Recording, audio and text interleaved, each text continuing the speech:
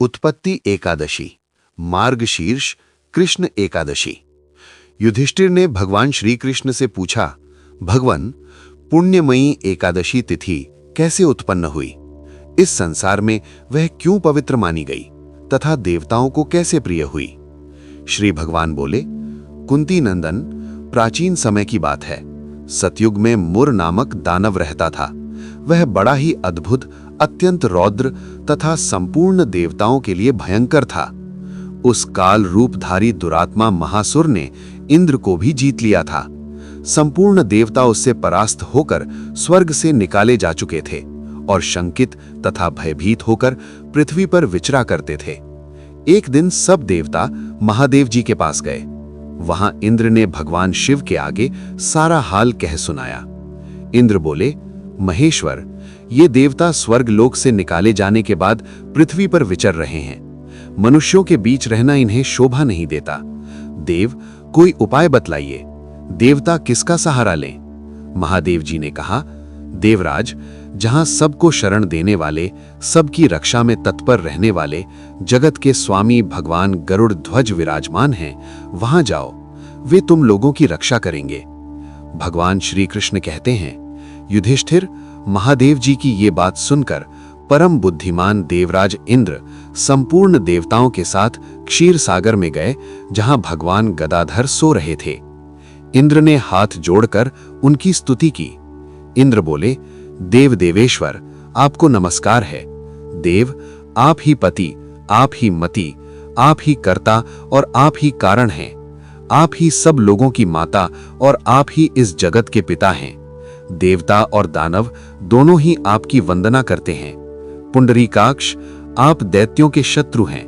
मधुसूदन, हम लोगों की रक्षा कीजिए। प्रभु जगन्नाथ, अत्यंत उग्र स्वभाव वाले महाबली मुर नामक दैत्य ने इन संपूर्ण देवताओं को जीतकर स्वर्ग लोक से बाहर निकाल दिया है। भगवान देव देवेश्वर, शरणागत वत्सल, देवता भयभीत होकर आपकी शरण में आए हैं। दानवों का विनाश करने वाले कमल नयन, भक्त वत्सल, देव देवेश्वर, जनार्दन, हमारी रक्षा कीजिए, रक्षा कीजिए। भगवान, शरण में आए हुए देवताओं की सहायता कीजिए। इंद्र की बात सुनकर भगवान विष्णु बोले, देवराज, ये दानव कैसा है? उसका रूप और बल कैसा है तथा उस दुष्ट के रहने का स्थान कहाँ है?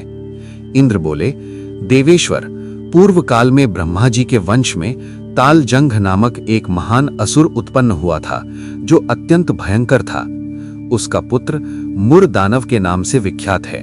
वह भी अत्यंत उत्कट, महापराक्रमी और देवताओं के लिए भयंकर है।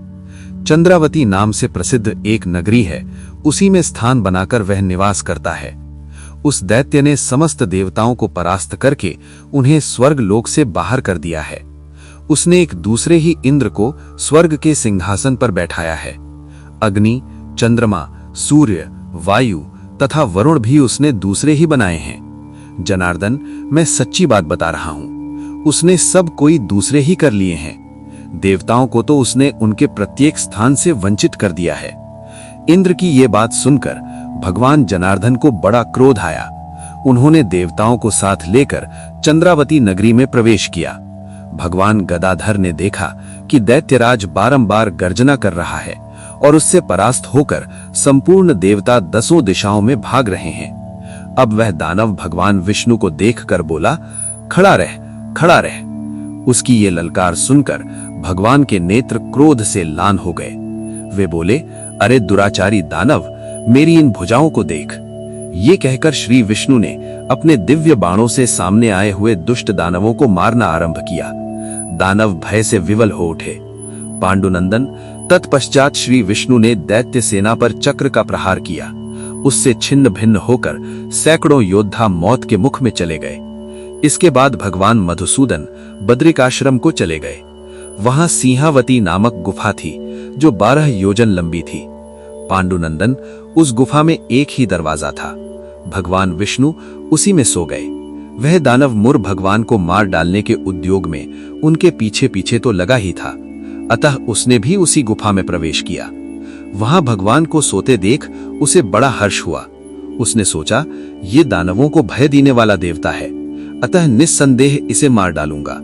युधिष्ठिर, दानव के इस प्रकार विचार करते ही भगवान विष्णु के शरीर से एक कन्या प्रकट हुई, जो बड़ी ही रूपवती, सौभाग्यशालिनी तथा दिव्य अस्त्र शस्त्रों से सुसज्जित थी। वह भगवान के तेज के अंश से उत्पन्न हुई थी। उसका बल और पराक्रम महान था। युधिष्ठिर, दानवराज मुर ने उस कन्या को देखा। कन्या ने युद्ध का विचार करके दानव के साथ युद्ध के लिए याचना की। युद्ध छिड़ गया। कन्या सब प्रकार की युद्ध कला में निपुण थी। वह मुर नामक महान असुर उसके हुंकार मात्र से राख का ढेर हो गया। दानव के मारे जाने पर भगवान जाग उठे। उन्होंने दानव को धरती पर इस प्रकार निष्प्राण पड़ा देखकर कन्या से पूछा, मेरा ये शत्रु अत्यंत उग्र और भयंकर था, किसने इसका वध किया है? कन्या बोली, स्वामिन, आपके ही प्रसाद से मैंने इस महादैत्य का वध किया है। भगवान ने कहा, कल्याणी, तुम्हारे इस कर्म से तीनों लोकों के मुनि और देवता आनंदित हुए हैं। अतः तुम्हारे मन में जैसी इच्छा हो उसके अनुसार मुझसे कोई वर मांग लो। देव दुर्लभ होने पर भी वह वर मैं तुम्हें दूंगा, इसमें तनिक भी संदेह नहीं है। वह कन्या साक्षात एकादशी ही थी। उसने कहा, प्रभु, यदि आप प्रसन्न हैं तो मैं आपकी कृपा से सब तीर्थों में प्रधान, समस्त विघ्नों का नाश करने वाली तथा सब प्रकार की सिद्धि देने वाली देवी हूं। जनार्दन, जो लोग आप में भक्ति रखते हुए मेरे दिन को उपवास करेंगे उन्हें सब प्रकार की सिद्धि प्राप्त हो। माधव, जो लोग उपवास, नक्त भोजन अथवा एक भुक्त करके मेरे व्रत का पालन करें उन्हें आप धन, धर्म और मोक्ष प्रदान कीजिए। भगवान विष्णु बोले, कल्याणी, तुम जो कुछ कहती हो वो सब पूर्ण होगा। भगवान श्री कृष्ण कहते हैं, युधिष्ठिर, ऐसा वर पाकर महाव्रता एकादशी बहुत प्रसन्न हुई। दोनों पक्षों की एकादशी समान रूप से कल्याण करने वाली है। इसमें शुक्ल और कृष्ण का भेद नहीं करना चाहिए। यदि उदय काल में थोड़ी सी एकादशी, मध्य में पूरी द्वादशी और अंत में किंचित त्रयोदशी हो तो वह त्रिस्पृशा एकादशी कहलाती है। वह भगवान को बहुत ही प्रिय है। यदि एक त्रिस्पृशा एकादशी को उपवास कर लिया जाए तो 1000 एकादशी व्रतों का फल प्राप्त होता है तथा इसी प्रकार द्वादशी में पारण करने पर 1000 गुना फल माना गया है। अष्टमी, एकादशी, षष्ठी, तृतीया और चतुर्दशी ये यदि पूर्व तिथि से विद्ध हों तो इनमें व्रत नहीं करना चाहिए, पर वर्तिनी तिथि से युक्त होने पर ही इनमें उपवास का विधान है। पहले दिन में दिन और रात में भी एकादशी हो तथा दूसरे दिन केवल प्रातःकाल एक दंड एकादशी रहे तो पहली तिथि का परित्याग करके दूसरे दिन की द्वादशी युक्त एकादशी को ही उपवास करना चाहिए। ये विधि मैंने दोनों पक्षों की एकादशी के लिए बताई है। जो मनुष्य एकादशी को उपवास करता है वह वैकुंठ धाम में जाता है, जहां साक्षात भगवान गरुड़ ध्वज विराजमान रहते हैं। जो मानव हर समय एकादशी के महात्म्य का पाठ करता है उसे 1000 गौदान के पुण्य का फल प्राप्त होता है। जो दिन या रात में भक्ति पूर्वक इस महात्म्य का श्रवण करते हैं वे निस्संदेह ब्रह्म हत्या आदि पापों से मुक्त हो जाते हैं। एकादशी के समान पाप नाशक व्रत दूसरा कोई नहीं है।